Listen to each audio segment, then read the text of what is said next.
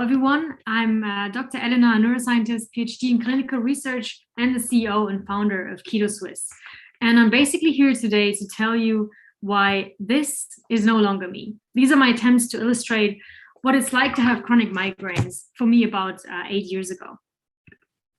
Migraine is actually the third most common of all diseases in the world, and it affects 1 in 7 of us, mainly women. It's also extremely expensive for society, and there are no solutions targeting the root cause of migraine. Everything available is symptomatic painkiller treatment only. What if I told you that migraine, or at least a large subgroup of migraine, is in fact as much a metabolic disease as it is a neurological one? Despite food having never been as abundant as it is today, what we eat has changed drastically. And very simply put, on those modern Western diets, these migraine brains are starving. And this energy deficit in the brain could be at the root cause of migraine. But why is that good news? Well, we cannot do much about our neurological hardwiring to date, but we can fix metabolism. And this is what we aim to do with Migraine, our first metabolic migraine prevention product.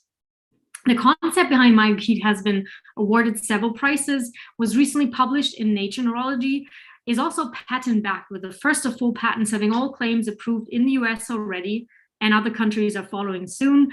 And it seems efficacious in this newly defined metabolic migraine subgroup. So a recent clinical trial on a non-potent first version of the product in 40 patients at the University Hospital in Basel showed a 30% responder rate. In responders, almost 60% reduction in migraine days on top of the placebo effect. Treatment response could be predicted with 3 very simple blood biomarkers, and there were no safety concerns. But the best finding for me is actually this one. The metabolic and inflammatory markers that you can see here that define responders on the left side are all improved after only 3 months of migraine treatment, which can be argued to be very basic evidence for disease reversal. Now, due to the safety of the compound, we have a very special regulatory situation which allows for 2 go-to-market strategies: a consumer health product, which means quick revenue for us and fast patient access, and a medical or drug route, which is prescribable and reimbursable, that allows disease claims, but of course takes much longer time to market access. Due to the lack of solutions and the huge number of patients, the migraine market represents a massive opportunity. If we were to reach only 10% of high-frequency metabolic migraineurs in Western Europe, US, Canada, and Japan only, this would lead to a peak predicted revenue of over $5 billion at peak penetration. In the last couple of years, we've been able to raise roughly $2.5 million in grant money, a seed round, and convertible loans. And we're in need of a total of 9 million, of which under just 3 million are already committed in our Series A. Our diverse management team includes Dr. Tim Trentrock, who was head of quality and supply chain at Actelion from the start until the recent $30 billion exit with Johnson & Johnson. Dr. Adrian, an Oxford colleague of mine, PhD and MD, and us 2 were the first 2 people in the world to actually work with that compound in randomized controlled trials. And Will, who brought Chromadex from 0 to 50 million in revenue on the consumer health side of things. And together we have over 150 years of work experience in that space. And thanks to Migraine, this is how I feel today. So if you would like to help us fuel migraine brains, please help fuel KetoSwiss. And with that, thank you very much for your attention. Super cool technology. Thanks for the presentation, Elena. One of the first things that comes to mind for me is 2 alternative business models is a nightmare. Why and how much is that holding you guys or making things harder? That's a good question. And especially that is what we hear from investors quite a lot. What one has to understand that 2 parallel business models are not really truly parallel. So the go-to-market is happening now versus a drug route, which means you have to go back to animal studies and then you do more human studies. A drug is like 10 years away. So quite a few of the things we're doing for the supplement launch, initial studies and so on, or animal studies can be outsourced and can go in parallel without taking up too much time. And when we get to a phase 2B stage, we would completely out-license or even sell the drug route and never really do both things at the same time, just do some of the development steps somewhat parallel, somewhat in series. That was my question. Isn't the play for this to prove the product, and if you have IP, then to license it to the big boys and girls? Exactly. That's how you do it in the pharma side of things, for sure. So that one path is definitely going this way, and it's also going to be in the background for a bit more. The medical food product, which is something in between a supplement and a drug, which is the go-to-market route that can actually literally still happen this year. That is something that we would do fairly soon, and also probably on our own. Well, that's the plan anyway. It's the plan anyway. Yeah. And then plans always change and are subject to double the prices and all of that other stuff that everyone here is all too aware of because of startups. So that's why I'm saying it, exactly, because things change a lot. But currently looks like that's what we're doing. Mm-hmm. So you're making this product. It's super interesting, the research, what you found. But I think it's only barely scratching the surface. From my understanding and what I've looked into in terms of ketones, ketosis, health, most of it comes down to inflammation and most of the biomarkers that you were discussing. Yes, exactly. And we have this is live, so I shouldn't probably be saying this, but anyway, we have a study funded for depression. So the next thing we're looking at is depression and migraine or ketosis and all the other cofactors that you need for energy metabolism that are in migraine. It's not just ketosis, but that's a key part of it. We'll be looking at that in depression, and there's already evidence also that at least a subgroup of Alzheimer's could also be a metabolic issue in the brain. So you're totally right. So the mission of our go-to-market brand, Brain Ritual, what it's called right now, is actually to revolutionize brain health, metabolic, one could say maybe metabolic neurological diseases or neurometabolic diseases, however you want to phrase that category that doesn't really exist yet. I think that's the goal. And we're starting with migraine, we're continuing with depression, and who knows what big neurological disease may be next. But that's the goal. Migraine is the surface, and that we have good patent protection there, but it's only the start.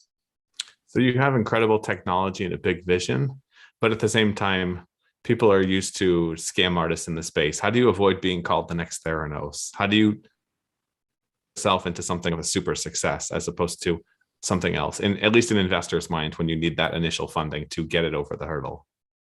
I think solid scientific research is the best way to go. Publishing in peer-reviewed articles, publishing or making available the raw data. That's something we're doing as well. So with the next publication, that is basically this study right here has just been submitted, so it's not yet available, but we will make everything available. So that helps. And then we have two of the leading brain health foundations of the US invested in KetoSwiss that have looked at all the science and the research and said this is a very promising idea. So I think those are the ways: getting the experts on board, having them scrutinize the data, and just have the data speak for itself, and have it at least looked at or ideally conducted by a third party that is independent. Mm-hmm. And if you fail, why will you fail? What will be the reason? What will kill you guys? Well, it depends on the route. So for the medical food route, I think what can kill you, no matter how good the product, is execution and marketing. So that's one way how we could fail for sure, is not reaching the patients or doing the marketing incorrectly, not having enough marketing budget in this crowded space to actually get to the patients where it would be helpful. On the drug side of things, there can be unexpected findings in the clinical research that can stop it from working, or it could also be investors being very skeptical, or third parties, big pharma being skeptical that approach like this will work despite the data being good. That could kill the drug arm. Let's face it, they're not going to be skeptical the approach could work. They're going to be skeptical they could have a recurring way to sell the product because it's ketosis in certain sense. It depends. So we have a compound, or we may likely have a compound on the drug side of things that is not a naturally occurring product. It's designed to have two naturally occurring products and be safe, but still investors are skeptical sometimes that you can make money with something that isn't a new chemical entity in that sense, that isn't targeting just one target in the body. We're targeting 8 different pathways or 10 or more at the same time. That's wanted, but that's not typically how biotech is doing things. This opened up a new can of worms, but the typical biotech approach when they treat acute diseases is you design a molecule which you can patent that is not a naturally occurring molecule that binds to one receptor in the body. And this is how we're trying. This works really well in like rare monogenetic diseases where only one small mutation or whatever is responsible for the disease, or in an acute symptom, say fever or something else. This works really well. But the problem is that these huge, very common, I'm calling civilization diseases, are all multigenic, very complex diseases where so many small mutations and pathways, so many pathways together add up or multiply to lead to the disease phenotype. These diseases, I think, can never be fixed by this one single target approach, because one single target may explain 2% of the disease. But this is still how we try to approach treating Alzheimer's, Parkinson's, MS, diabetes. We try to find a single target. This will always fail, but this is how biotech has always done it and is still doing it. So I think this could be the biggest skepticism on our drug route, is that we're trying to do it completely different by targeting 10 plus pathways in a disease rather than just one. And that's something that your classical biotech investor or your classical pharma representative will not have heard before or not done it this way before. They're very focused on duct taping a small problem versus fixing something. One last question from Claudia, and then I know you said you had another investor call you had to hop on. And that was, thanks for the question, by the way, Claudia. And My Supply, it looks like you got an email. Somebody wants to find out more about the company, Stefano Siaka. Sorry for pronouncing that wrong. I'm terrible with names. But question for you: why start with migraines when there is so much application potentially with ketones and ketosis? Well, I guess the reason is very selfish. I had migraines myself. I understand this disease very well. It's my research background, so I have more credibility there. I also have published there. And also, I was the first to write a patent in that space. So we have a granted patent on the use in migraine that is very broad, just because it's a very under-researched and undervalued, let's say, disease. So that's why we're focusing on migraine first. Better patent protection because I was first. I understand the disease the best out of neurological diseases due to my research background and also credibility. And I guess lack of solutions. There's very little solutions in the migraine space, so very little competition as well. And there's nothing worse than suffering inside your own head, because then everything is, and then everything is eternal hell. Yes, yes, it is. I'm very glad I don't suffer from migraines, but I'm glad that you're doing what you're doing to help people that do. Thanks a lot, Matt. It was a pleasure to be here.